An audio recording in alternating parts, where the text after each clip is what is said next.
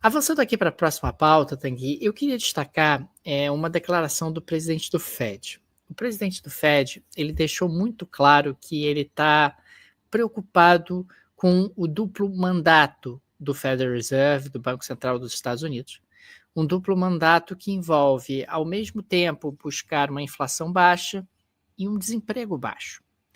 Ele já tem sugerido isso e nessa semana verbalizou de maneira mais clara a imensa dificuldade que o Federal Reserve está tendo de buscar esses dois objetivos. Ele não chega a citar o presidente Trump, né, no que diz respeito às suas colocações, mas é muito claro que tem tudo a ver com o que a gente estava explorando há pouco. Quando os Estados Unidos colocam tarifas de importação, isso na prática gera inflação. Claro, os insumos importados ficam mais caros, os produtos importados acabados, né, entram por valores mais altos. Isso também desacelera a atividade econômica no país, porque o poder de compra das pessoas cai, né, até eventualmente, potencialmente, a produção industrial também cai, porque você começa a não ter tantos insumos disponíveis, eventualmente a economia americana é retaliada em várias partes do mundo. E isso sem falar, claro, na incerteza, né? O grau de incerteza é muito grande na economia americana nesse momento.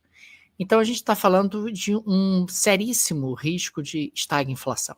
Quer dizer, você tem uma inflação mais alta e uma atividade econômica estagnada, uma atividade econômica mais lenta.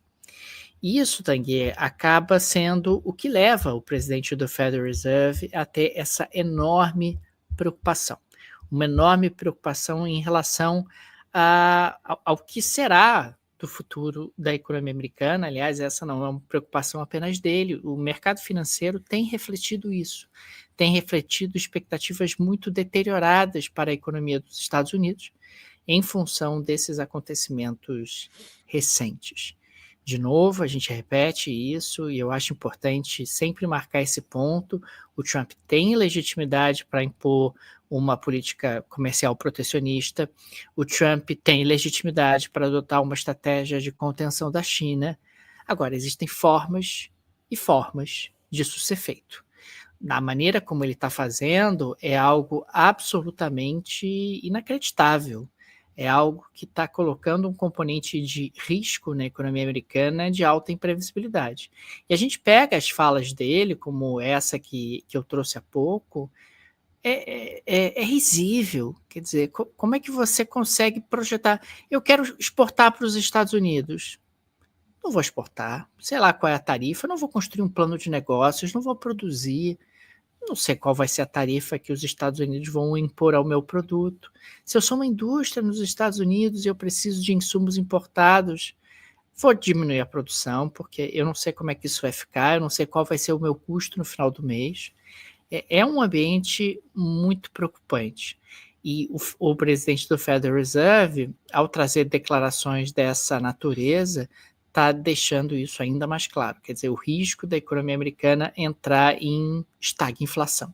Quer dizer, você continuar tendo uma inflação relativamente alta, potencialmente até maior por conta da guerra tarifária, e uma economia estagnada. A preocupação nos americanos em relação a uma possível recessão tem aumentado bastante. E isso, se efetivamente se confirmar, vai ser mortal para a popularidade do Trump. Aliás, isso é que me ajuda a compreender toda essa motivação do Trump de dizer que a China tá atrás dos Estados Unidos, que o Xi Jinping ligou para ele, porque ele precisa encontrar uma saída rápida antes que as coisas se deteriorem ainda mais nos Estados Unidos. Agora, ele não vai parar de atuar na imprevisibilidade, né? Ele não vai parar de operar na incerteza. Operar na incerteza, se você é um empresário, isso é problema seu, entendeu? É sua estratégia para tentar extrair acordos melhores, mas quando você é presidente da maior potência econômica do planeta, isso traz consequências severas para a vida de todo mundo. E os sinais são muito trocados, né, Daniel? A partir do momento que, num momento, ele fala que a indústria vai voltar para os Estados Unidos, as pessoas vão voltar a produzir nos Estados Unidos, os Estados Unidos vão parar de importar. Ou seja, o sinal que você dá é: empresários, voltem para os Estados Unidos porque vai ser melhor para vocês. E aí, no segundo seguinte, ele fala: vamos negociar com a China. O que significa vamos negociar com a China? Significa vamos baixar a tarifa.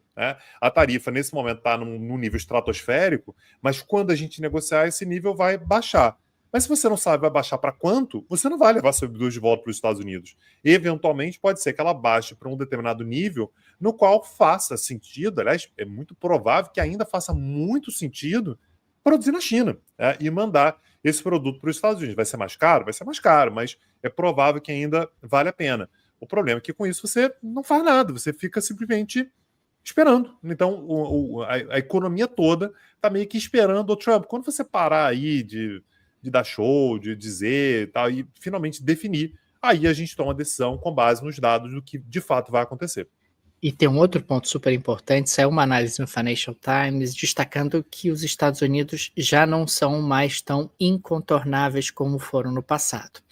Isso é algo que a gente já falou aqui no Petit Jornal, quer dizer, a economia americana, na década de 90, ela era incontornável. Em 2025, nem tanto. Em 2025, você já tem aí canais, alternativas de rotas comerciais, de parcerias comerciais, sem os Estados Unidos. E um dos cenários que está sendo mapeado, uma das possibilidades que está sendo levantada, é do mundo continuar relativamente globalizado sem os Estados Unidos. O que faria com que os Estados Unidos sofressem uma pressão inflacionária forte, que os Estados Unidos tivessem impacto na sua atividade econômica e o resto do mundo nem tanto.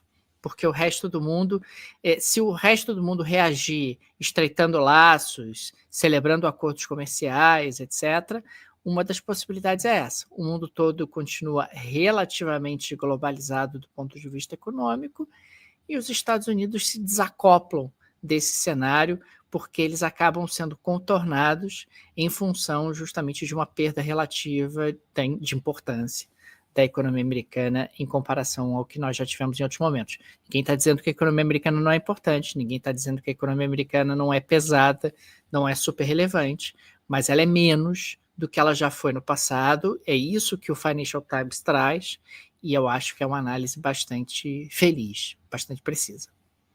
Daniel, uma última nota aqui, queria falar um pouquinho sobre o Equador. A candidata da oposição, a Luísa González, ela foi derrotada nas eleições que aconteceram no segundo turno, nas eleições que aconteceram no dia 13 de abril, então cerca de 2 semanas atrás, e a gente trouxe isso aqui que ela está contestando o resultado. Segundo ela, houve uma fraude deslavada, a maior fraude eleitoral da história do país, muito embora observadores internacionais digam que não, que o processo ele teve uma série de problemas, de fato, o presidente Daniel Noboa, que foi reeleito, declarou lei de emergência nacional, ali no final de semana da eleição, que de fato não pode acontecer, liberou ali um monte de ajuda econômica para diversos setores no cenário ali da eleição, nos momentos que antecederam a eleição, o que também não deveria acontecer, mas que fraude na contagem não teve. No entanto, a Luísa González, ela está pedindo a recontagem de 1.729 urnas que estariam com documentação incompleta ou errada.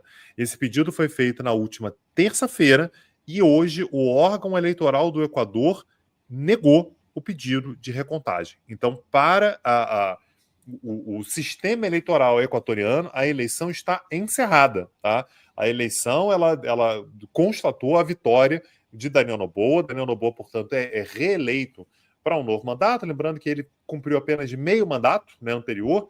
O Guilherme Lasso, que era o presidente anterior, renunciou, na prática, dissolveu o parlamento e renunciou. Houve uma eleição e ele foi eleito, portanto, só para terminar o mandato do seu antecessor. E agora sim ele vai ter um mandato completo pela frente.